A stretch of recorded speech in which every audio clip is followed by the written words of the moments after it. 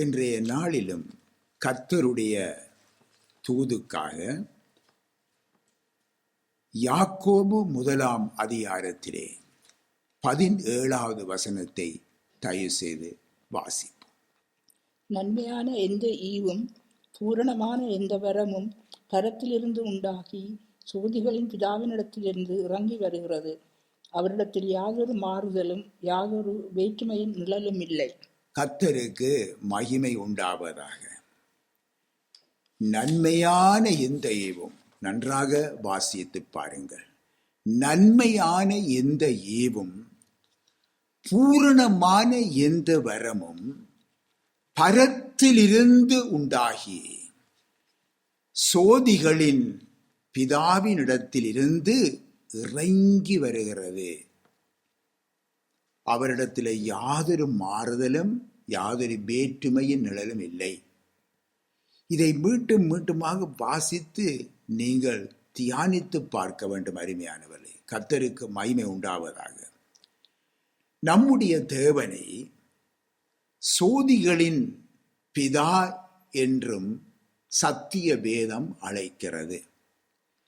பின்ன இந்த சோதிகள் என்று சொல்லப்படும் போது ஆகாய விரிவிலே நீங்கள் பாருங்கள், அங்கே உள்ள சூரியன், நட்சத்திரம், சந்திரன் போன்றவைகளையும் இது அடக்குகிறது. பூமியின் வெளிச்சம் அனைத்திற்கும் தேவனே படைப்பாளராய் இருக்கிறார்.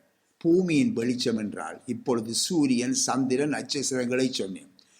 இவைகள் வெளிச்சம் கொடுக்கிறது. ஆனால் பூமியிலே தேவன் வெளிச்சத்தை உண்டாக்கினார் என்று பார்க்கிறோம். அந்த வெளிச்சம் என்ன? சிந்தித்து பார்த்திருக்கிறீங்களா? இந்த சூரியன் இருளாய் இருக்கட்டும், சூரியன் உதிக்காமல் இருக்கட்டும், சந்திரனும் ஒளி கூடாமல் இருக்கட்டும், நட்சத்திரங்களும் ஒளி கூடாமல் இருக்கட்டும். பாருங்கள், இந்த பூமியிலே ஒரு வெளிச்சம் ஒன்று இருக்கும். எப்பொழுதும் ஒரு வெளிச்சம் ஒன்று காணப்படும் அல்லவா? பின் ஆகவே இதற்கு தேவனே படைப்பாளர். அதே வேளை பாருங்க, ஆவிக்குரிய எல்லா வெளிச்சத்துக்கும் அவரே மூல காரணமாய் இருக்கிறார். நம்மிலே ஒரு தீபம் ஏற்றப்பட்டிருக்கிறது. ரட்சிக்கப்பட்ட ஒவ்வொரு பிள்ளைகள் மத்தியிலும் ஒரு தீபம் ஏற்றப்பட்டிருக்கிறது. அந்த தீபம் உலகத்துக்கு வெளிச்சமாய் இருக்கிறது. நன்றாக புரிந்து கொள்ள வேண்டும். பின் ஆகவே நமது பூமி அது தன்னைத்தானே சுற்றுகிறது என்று நாம் எல்லோருக்கும் தெரியும். அந்த பூமி தன்னைத்தான் சுற்றுகிறது. அது சுற்றுவதனாலே அதற்கும் பிற கோள்களுக்கும் இடையே உள்ள உறவுகளிலே ஒரு மாற்றம் உண்டாகிறது. ஒரு கைருள் வரும், ஒரு கவளிச்சம், ஒரு கைருள் வரும், ஒரு கவளிச்சம் வரும். உங்களுக்கு தெரியும், நீங்க படித்திருக்கிறீங்க, உங்களுக்கு விளங்கும். பின் ஆகவே இந்த உறவுகளில் மாற்றம் அடைகிறது என்பதை நாம் எல்லோரும் அறிந்திருக்கிறோம். அப்படியே பாவத்தின் காரணத்தால் மனுஷனுடைய வெளிச்சத்திலே மாற்றம் உண்டாகிறது. புரிந்து கொள்ளுங்க. நீங்கள் புரிந்து கொள்ள வேண்டும் என்பதற்காக உங்களுக்கு தெளிவான முறையில் சொல்லித்தார். பின் ஆகவே இந்த மாற்றம் உண்டாகிறது. ஆனால்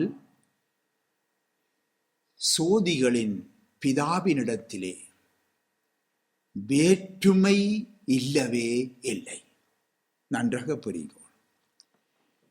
வேற்றுமையின் நிழலும் இல்லை. அவர் அளிக்கும் வரங்களும் அவரை போலவே பூரணமாயிருக்கிறது.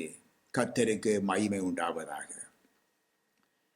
தேவனுடைய பிள்ளைகளே, பாவத்தில் விழுந்து போன மனுக்குலம் தங்களை குற்றப்படுத்துவதற்கு பதிலாக, நாம தானே பாவம் செய்தோம், நம்மை குற்றப்படுத்துவதற்கு பதிலாக தேவனை குற்றப்படுத்துவதும் குறை கூறுவதும் வழக்கமான செயலாக இருக்கிறது. நம்முடைய ஆதி தகப்பன் பாருங்க, ஆதாம் தேவனிடத்திலே என்னுடனே கூட இருக்கும்படி தேவரீர் தந்த அந்த ஸ்திரியானவளால் தான் நான் பாவம் செய்தேன் என்று கருத்துப்பட அவன் கூறுவதை நீங்கள் நினைத்து பாருங்க. பின்ன நம்முடைய பாவத்தின் காரணமாக பல விளைவுகளை சந்திக்கும் போது நாம் என்ன செய்கிறோம்? நாம் சிருஷ்டிகர்த்தரை பார்த்து, என்னை ஏன் இப்படி படைத்தீர், ஏன் எனக்கு இந்த நிலையை தந்தீர் என்று பொருள்பட பேசுகிறோம் அல்லவா? சிந்தித்து பாருங்க. ஆனால் இது ஒரு வகையில் நம்மை நாமே ஏமாற்றுகின்ற காரியமாய் இருக்கிறது என்பதை நாம் சிந்தித்து பார்க்க வேண்டும். கவனிங்க அருமையான பிள்ளைகளே, நன்மையான ஈவு மட்டுமே தேவனிடத்திலிருந்து வருகிறது. அதை புரிந்து கொள்ள வேண்டும். இதை நீங்கள் புரிந்து கொண்டால் சரி. நன்மையான ஈவு மட்டுமே, நன்மையான ஈவு மட்டும்தான் தேவனிடத்தில் இருந்து வருகிறது. உண்மையிலே இந்த நன்மையான எந்த ஈவுக்கும், நன்மையான எந்த ஈவுக்கும், பூரணமான எந்த வரத்திற்கும் தேவனே மூல காரணராயிருக்கிறார் என்பதை இந்த வேளையிலே அறிந்து கொள்ளுங்க. நீங்க வாசித்த இந்த வேத பகுதி வெளிப்படுத்துகிறது. ஆமேன். கர்த்தருக்கு மகிமை உண்டாவதாக. அவர் ஜோதிகளின் பிதா. அவர் நாம் அனுபவிப்பதற்கு சகல விதமான நன்மைகளையும் நமக்கு சம்பூரணமாய் கொடுக்கிற ஜீவனுள்ள தேவன் என்று 1 தீமோத்தேயுவிலே 6ஆம் அதிகாரத்திலே 17ஆம் வசனத்திலே அங்கே சொல்லப்பட்டிருப்பதை நீங்கள் வாசித்து பாருங்க.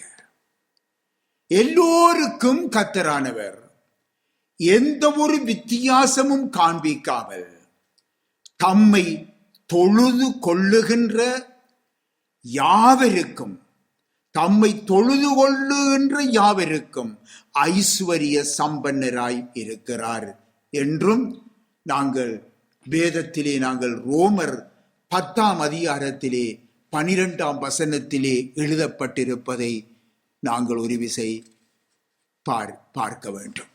எனக்கு அருமையானவர்களே, எல்லோரும் பாவிகள், எல்லோரும் பாவிகள்,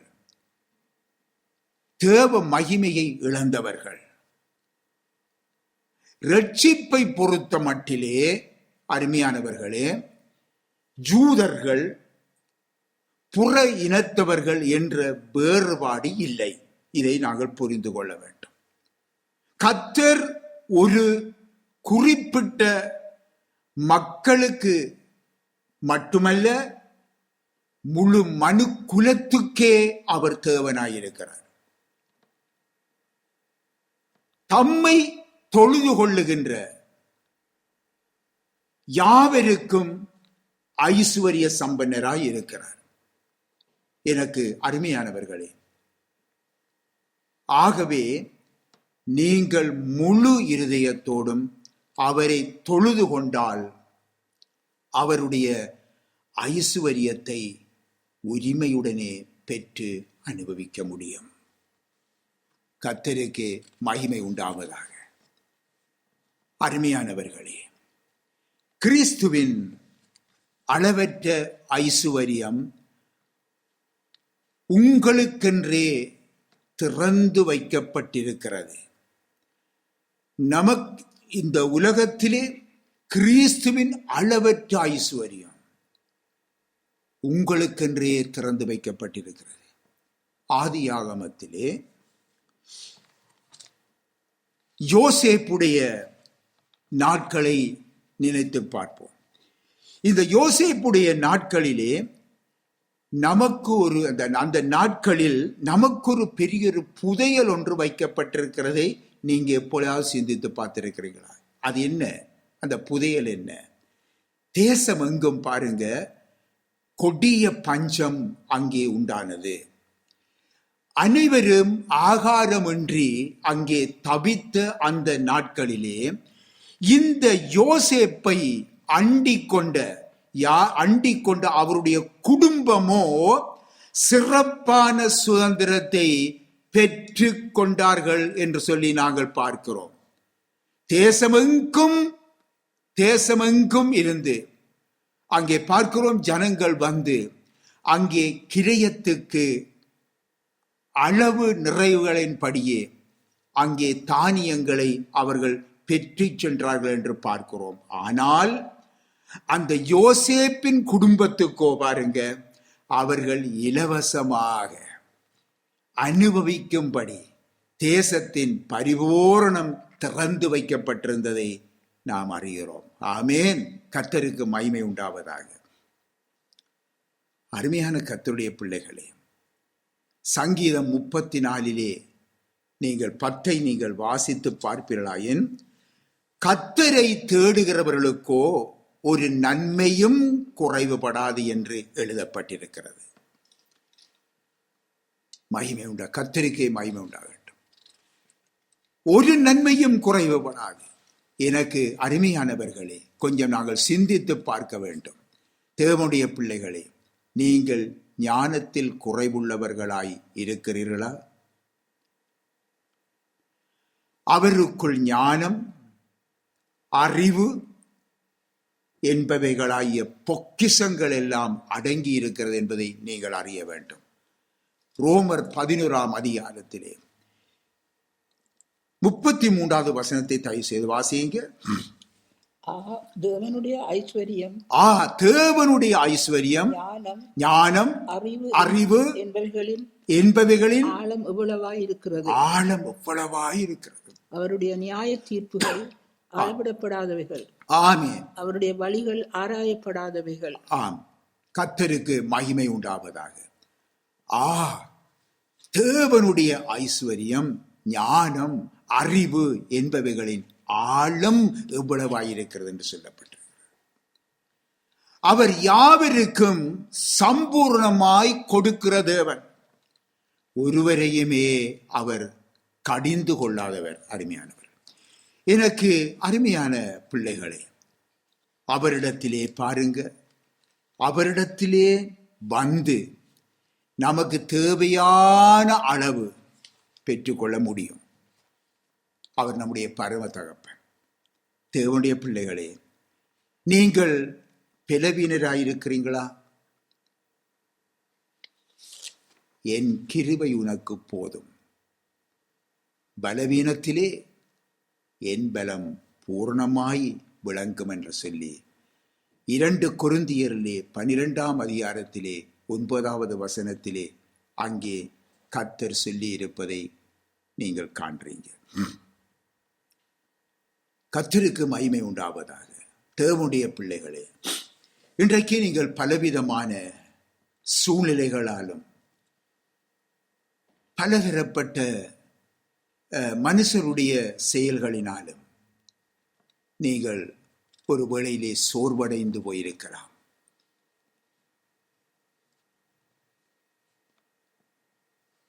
இந்த வேளையிலே அருமையானவர்களே, நீங்கள் இவ்விதமான சோர்வடைந்து போயிருக்கின்ற வேளையிலே நீங்கள் என்ன செய்கிறீர்கள்? கொஞ்சம் சிந்தித்து பாருங்க. கர்த்தருடைய வார்த்தையை நாங்கள் பார்ப்போமாயின், சோர்ந்து போகிறவனுக்கு அவர் பலன் கொடுத்து சத்துவம் இல்லாதவனுக்கு சத்துவத்தை பெருக பண்ணுகிறவர் என்று சொல்லி சொல்லப்பட்டிருக்கிறது. ஆம், நம்முடைய ஆண்டவர்.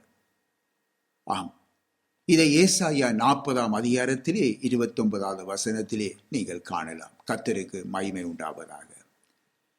இன்றை பாருங்கள், சில பேர் இன்றைக்கு எங்களுக்கு குழந்தை பாக்கியம் இல்லையே என்று சொல்லி கவலை அடைகிறவர் எத்தனை பேர் இருக்கிறார்கள். அன்று ஆபிரகாமுடைய இருதய வேதனையை கர்த்தரிடத்திலே அவர் வெளிப்படுத்துவதை நாங்கள் அறிவோம் அல்லவா? அங்கே சொல்லுகிறார் பாருங்கள், ஆண்டவரே, அடியனுக்கு என்ன தருவீர்? நான் பிள்ளை இல்லாமல் இருக்கிறேனே. இவ்விதமாக தன்னுடைய வேதனையை ஆபிரகாம் கர்த்தரிடத்திலே வெளிப்படுத்துகிறார். நீங்கள் ஒரு விசை ஆதி ஆகமத்திலே நீங்கள் 15ஆம் அதிகாரத்திலே நீங்கள் எடுத்து பாருங்கள். நான் வாசிக்கிறேன் பாருங்க.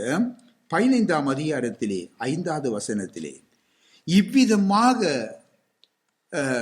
வேதனையோடு கூறிய ஆபிரகாமை என்ன செய்கிறார்? அவர் அவருடைய கரத்தை பிடித்து வெளியில இழுத்து கொண்டு வாரார்.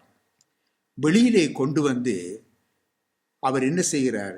நீ வானத்தை அண்ணாந்து பார் என்று சொல்லுகின்றார். அண்ணாந்து பார், நட்சத்திரங்களை எண்ண உன்னாலே கூடுமானால் அவைகளை எண்ணு என்று சொல்லி, பின்பு அவனை நோக்கி உன் சந்ததி இவ்வளவாயி இருக்கும் என்று சொல்லி சொல்லுறதை பார்க்கிறோம். எவ்வளவு ஒரு ஆறுதல் அடைந்திருப்பார் என்பதை சிந்தித்து பாருங்க. இங்கே நாங்கள் பார்க்கிறோம் 6வது வருஷத்திலே ஆபிரகாம் கர்த்தரை விசுவசித்தார், அதை அவர் அவனுக்கு நீதியாக எண்ணினார். அதை அவர் அவனுக்கு நீதியாக எண்ணினார். ஆம் அருமையானவர்களே, எந்த சூழ்நிலையிலும் அருமையானவர்களே கர்த்தரை நோக்கி பார்க்க வேண்டும். இன்னுமாக நாங்கள் பார்க்கிறோம், சங்கீதத்திலே சொல்லப்பட்டிருக்கிறது, பிள்ளைகள் கர்த்தரால் வரும் சுதந்திரம், கற்பத்தின் கனி அவரால் கிடைக்கும் பலன் என்று சொல்லி அங்கே சொல்லப்பட்டிருப்பதை நாங்கள் பார்க்கிறோம். அருமையானவர்களே, இன்னுமாக நாங்கள் பார்க்கும் பொழுது உங்கள் எல்லாருக்கும் உங்களுக்கு தெரியும் பாருங்க. சாமுவேல் புஸ்தகத்திலே நாங்கள் பார்க்கும் பொழுது அங்கே பார்க்கின்றோம், அங்கே அன்னாள் என்ற ஒரு ஸ்திரியை நாங்கள் பார்க்கின்றோம். அப்பொழுது அவள் இவ்விதமான ஒரு வேதனையோடு வந்துதான் அங்கே கர்த்தருடைய சமூகத்திலே இருந்து அங்கே விண்ணப்பம் பண்றதை நாங்கள் பார்க்கிறோம். அவ்வளவு வேதனை அவளுடைய உள்ளத்திலே. அவ்விதமாக அந்த நேரத்திலே அவளுடைய உள்ளத்தை திறந்து ஊற்றி ஆண்டவரிடத்திலே அந்த விண்ணப்பத்தை வைத்த பொழுது என்ன நடந்தது என்று நீங்கள் அறிவிக்க. கர்த்தர் அங்கே வேதத்திலே நாங்கள் பார்க்கின்றோம். அங்கே பார்க்கும் பொழுது அங்கே அவள் அந்த இடத்திலே கர்த்தரிடத்திலே இருந்து பெரிதான ஒரு ஆசீர்வாதத்தை பெற்றாள் என்று சொல்லி நாங்கள் பார்க்கிறோம். கர்த்தர் அவளுடைய விண்ணப்பத்தை கேட்டு அவளுடைய விண்ணப்பத்துக்கு பதிலளித்தார் என்று சொல்லி நாங்கள் பார்க்கிறோம். கர்த்தர் அவளை நினைத்தருளினார். எனக்கு அருமையான கர்த்தருடைய பிள்ளைகளே, இன்றைக்கு சிலர் பாருங்கள், இன்றைக்கு நம்முடைய ஊழிய பாதையிலே நான் அநேக காரியங்களை சந்தித்திருக்கிறேன். இன்றைய தங்களுடைய பிள்ளைகளுக்கு ஒரு வாழ்க்கை துணை இல்லையே என்று சொல்லி வேதனை அடைந்திருக்கிற பெற்றோர்களை நாங்கள் காணுகிறோம். ஆனால் ஒன்று சொல்லுவது என்ன தெரியுமா? கவலைப்படாதீங்க. நீங்க நம்பி இருக்கிற உங்கள் தேவனை நோக்கி பாருங்க. உங்களுடைய பிள்ளைகளுக்கு ஏற்ற துணையை குறித்து உங்களை விட உங்கள் கர்த்தர் மிகவும் அக்கறை கொண்டவராயிருக்கிறார். அதை புரிந்து கொள்ள வேண்டும். பாருங்க, ஆதாமுக்கோ ஏற்ற துணை தேவை என்பதை யார் நினைத்தது? கர்த்தர் தான் நினைத்தார். கர்த்தர் தான் அறிந்திருந்தார். ஆகவே சோர்ந்து போகாதிருங்க. கர்த்தரே உங்கள் நம்பிக்கையாயிருக்கட்டும். அந்த நம்பிக்கை ஒரு பொழுதுமே வீண் போகாது. எனக்கு அருமையான கர்த்தருடைய பிள்ளைகளை, கொஞ்சம் நீங்கள் சிந்தித்து பாருங்க. தேவன் பேரிலே உங்கள் நம்பிக்கை உறுதியாகட்டும். ஆமேன். கர்த்தருக்கு மகிமை உண்டாவதாக. தேவனுடைய பிள்ளைகளே, இன்றைக்கு உங்களுக்குள்ளே சமாதானம் குலைந்து காணப்படுகிறீர்களா? இந்த காலத்திலே எங்கு பார்த்தாலும் மக்களிடத்திலே சமாதானம் குலைந்து போகிறது. அருமையானவர்களே, இக்காலத்தில் உலகத்திலே நடைபெறுகிற சம்பவங்களினாலே சமாதானம் குலைந்து போகிறது, மறுக்க முடியாது. நீங்கள் எல்லாரும் அறிவீங்க, இதை நாம் விளங்கப்படுத்த வேண்டிய அவசியம் இல்லை. உலகம், நீங்கள் கூட இன்றைக்கு கர்த்தருடைய பிள்ளைகள் இன்றைக்கு பல வழிகளிலே சமாதான குலைச்சலோடு இருக்கலாம். உலகம் மனுஷரால், ஏன் ஆவிக்குரிய சகோதரர்களால், உங்களை சுற்றியிருக்கிற சூழ்நிலைகளினாலே, ஏன் உங்களுடைய உறவுகளினாலே, துச்செய்திகளினாலே நீங்கள் இன்றைக்கு சமாதானம் இழந்து கலங்கி போயிருக்கலாம். நீங்கள் இவ்விதமாக சமாதானமின்றி காணப்படுகிறீங்களா? அருமையானவர்களே, உங்கள் விசுவாசம் எங்கே? இதுதான் கேட்க வேண்டிய கேள்வி. உங்கள் விசுவாசம் எங்கே? நம் தேவன் சமாதான கர்த்தர் அல்லவா? நாங்கள் வாசிப்போம், யோவான் சுவிசேஷத்திலே 14ஆம் அதிகாரம் 27வது வசனத்தை தயவு செய்து வாசிப்போம்.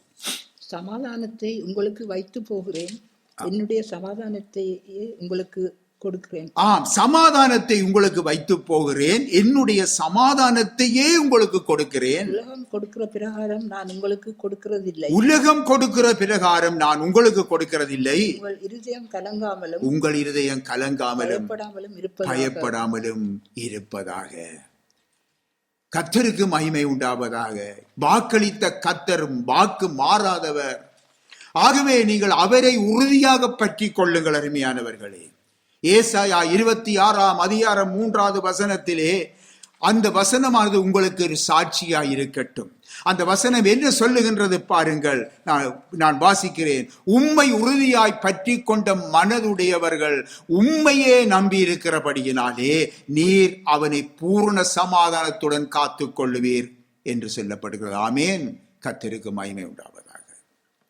பிரியமானவர்களே, இன்றைக்கு நாம் தேவனுடைய பிள்ளைகள் தான், கர்த்தருடைய பிள்ளைகள் தான். ஆனாலும் நாம் பலவீனர்கள் தான், பலவீனமான மனுஷர் தான். இதனால் கர்த்தர் சிநேகிக்கிற பரிசுத்தம், அந்த பரிசுத்தமும் ஜெய ஜீவியமும் என்னுடைய ஆவிக்குரிய வாழ்க்கையிலே இல்லையே என்று சொல்லி நீங்கள் ஏங்கி தவிக்கிறீர்கள் அல்லவா? எபிரேயர் 10ஆம் அதிகாரத்திலே 10வது 14வது வசனங்களை நீங்கள் வாசித்து பாருங்கள். அங்கே என்ன எழுதப்பட்டிருக்கிறது? நான் வாசிக்கிறேன். இயேசு கிறிஸ்துவினுடைய சரீரம் ஒரே தரம் பலியிடப்பட்டதினாலே அந்த சித்தத்தின்படி நாம் பரிசுத்தமாக்கப்பட்டிருக்கிறோம். ஏனெனில் பரிசுத்தமாக்கப்படுகிறவர்களை ஒரே பலியினாலே இவர் என்றென்றைக்கும் பூரணப்படுத்தி இருக்கிறார். கர்த்தருக்கு மகிமை உண்டாவதாக. ஆழமாய் சிந்தித்து பாருங்க. நாம் தேவனாலே தேவனிடத்திற்கு தேவனுக்காக பிரித்து வைக்கப்பட்டிருக்கிறோம். கர்த்தருக்கு மகிமை உண்டாவதாக. நாம் தேவனாலே தேவனிடத்திற்கு தேவனுக்காக பிரித்து வைக்கப்பட்டிருக்கிறோம். ஆகவே நாம் எப்படியும் நடக்கலாம் என்று அல்ல, அருமையானவர்களே, எப்படியும் வாழலாம் என்று அல்ல. அதை நாம் புரிந்து கொள்ள வேண்டும். ஆகவே நாம் நம்முடைய அவயவங்களை தேவனுக்கு அடிமைகளாக ஒப்பு கொடுத்து வாழ வேண்டும். நாம் அவரை நோக்கி அமர்ந்திருக்க வேண்டும். ரோமர் 6ஆம் அதிகாரத்திலே 22வது வசனத்தை தயவு செய்து வாசியுங்க. இப்பொழுது நீங்கள் பாவத்தினின்று விடுதலையாக்கப்பட்டு தேவனுக்கு அடிமைகளானதினால் பரிசுத்தமாகுதல் உங்களுக்கு கிடைக்கும் பலன், முடிவோ நித்திய ஜீவன். இப்பொழுது நீங்கள் பாவத்தில் நின்று விடுதலையாக்கப்பட்டு தேவனுக்கு அடிமைகளானதினால், அருமையானவர்களே, பரிசுத்தமாகுதல் உங்களுக்கு கிடைக்கும் பலன், முடிவோ நித்திய ஜீவன். கர்த்தருக்கு மகிமை உண்டாவதாக. அருமையான பிள்ளைகளே, நீ உன்னை கர்த்தருக்கென்று வேறு பிரித்து கொண்டு அவருடைய கட்டளைகளின்படி நடக்க, அதாவது அவருடைய கட்டளைகளை கை கொண்டு நடக்க, இன்றைக்கு நீ நடக்கும் பொழுது கர்த்தர் சொல்லுகிறார் என்ன தெரியுமா? நான் உன்னை பரிசுத்தமாக்குகிற கர்த்தர். கொஞ்சம் சிந்தித்து பாருங்க. நீ உன்னை கர்த்தருக்கென்று வேறு பிரித்து கொண்டு நீ அவருடைய கட்டளைகளை கை கொண்டு நட, அவ்வளவுதான். இதைத்தான் ஆண்டு எதிர்பார்க்கிறார். அப்பொழுது நான் உன்னை பரிசுத்தமாக்குகிற கர்த்தர். ஆகவே நாம் எதற்கும் கவலைப்பட வேண்டிய அவசியம் இல்லை அருமையானவர்களே.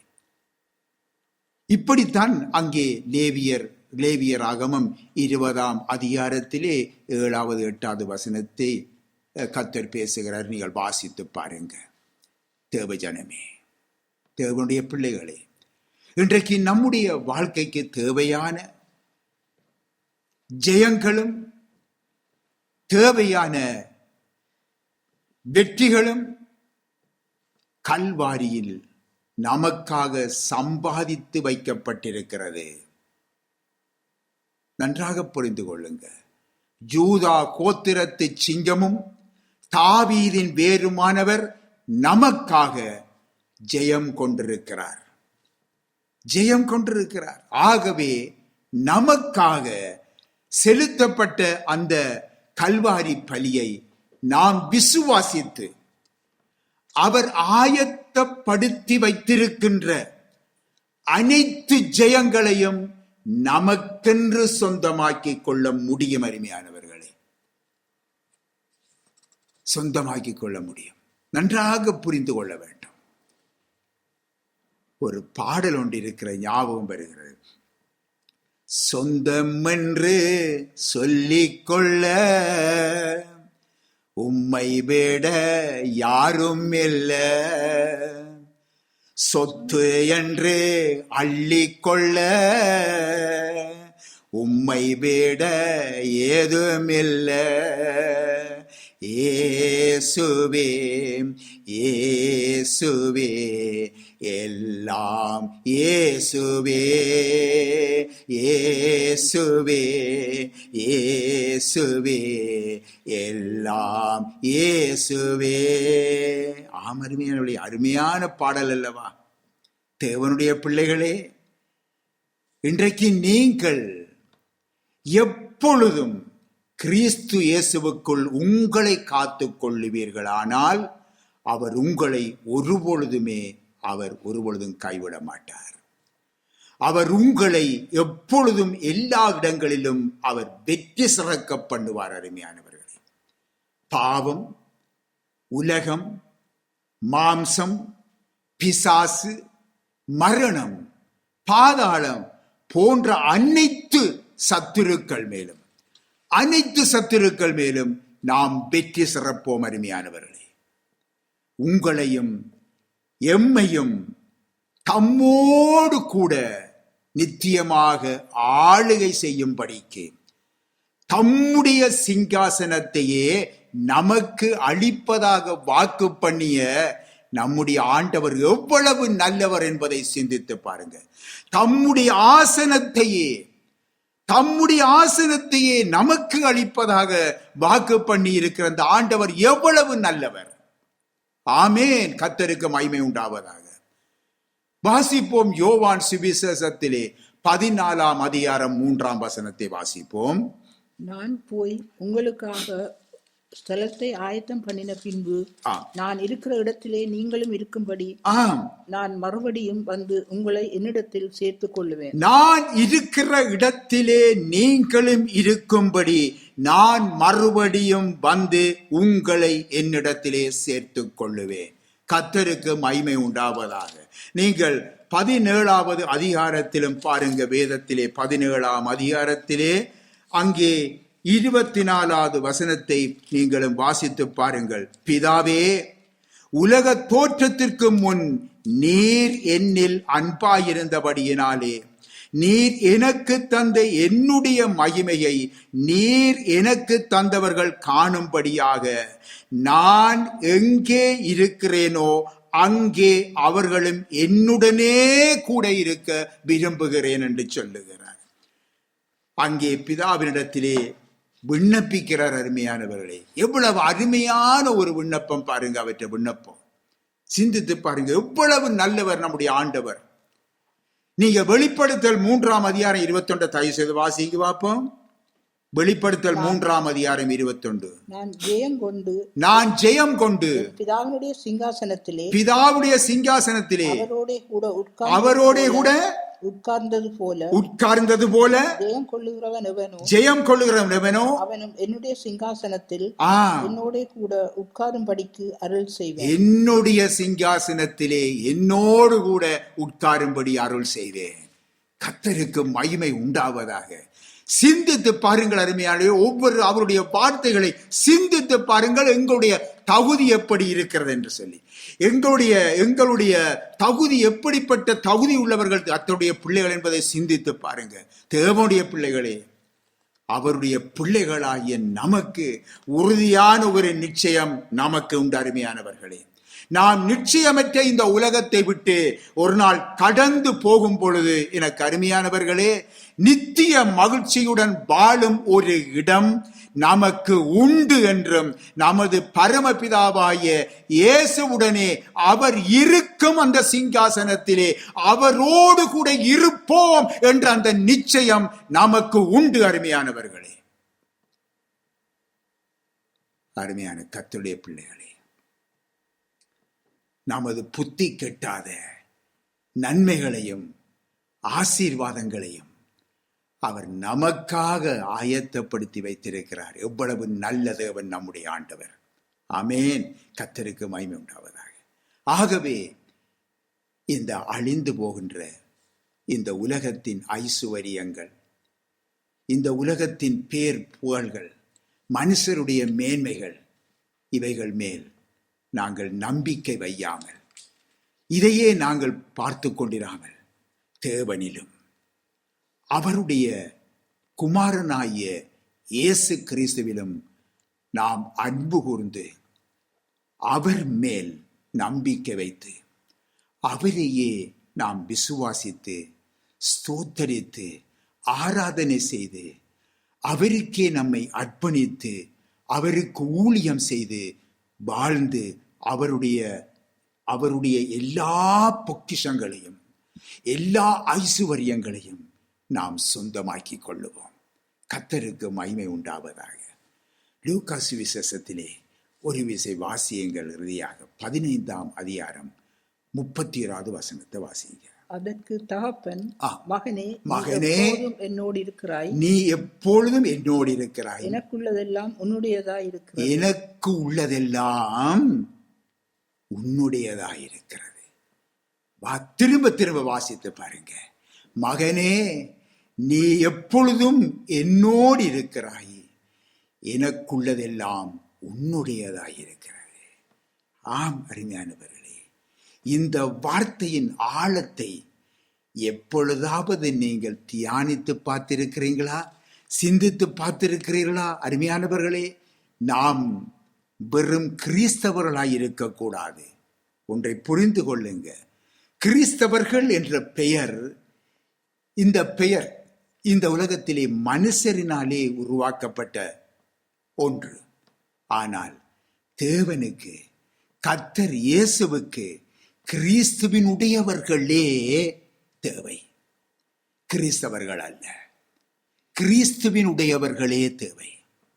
நாம் ஒரு காலத்திலே நல்ல கிறிஸ்தவர்களாக வாழ்ந்தோம், உண்மை. ஒரு காலத்திலே நல்ல கிறிஸ்தவர்களாக வாழ்ந்தோம். தேவன் நம்மை அழைத்த பொழுதோ கிறிஸ்தவ மதத்தை விட்டு வெளியே வந்து அவரை பின்பற்றி செல்ல நம்மை முழுமையாக அர்ப்பணித்தோம். ஆம், கிறிஸ்துவின் உடையவர்களாக எங்களை நாங்கள் அர்ப்பணித்தோம். அருமையானவர்களே, ஆகவேதான் நாம் மதத்துக்கு அப்பால் இருக்கின்ற ஒரே ஒரு தெய்வம் உண்டு. மதங்களுக்கு அப்பால் இருக்கின்ற ஒரே ஒரு தெய்வம் இரட்சகராகிய இயேசு. அந்த இயேசுவை மற்றவர்களுக்கும் அறிவித்து இந்த ஆசீர்வாதமான வாழ்க்கைக்கு அழைத்து கொண்டு இருக்கிறோம். அருமையானவர்களே, எல்லாரும் மனம் திரும்பி இந்த அழியாத இந்த ஐசுவரியத்தின் சொந்தக்காரராய் மாற வேண்டும் என்பதே நம்முடைய தாகம். ஆகவே இதற்காக கர்த்தருடைய பிள்ளைகள் தான் உழைக்க வேண்டும். ஆமேன். கர்த்தருக்கு மகிமை உண்டாவதாக. கர்த்தர் உங்களை ஆசீர்வதிப்பாராக.